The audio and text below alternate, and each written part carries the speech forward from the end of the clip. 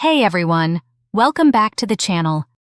Today I'm doing a quick review of Polar Hair Care and asking the big question, is it actually worth your money?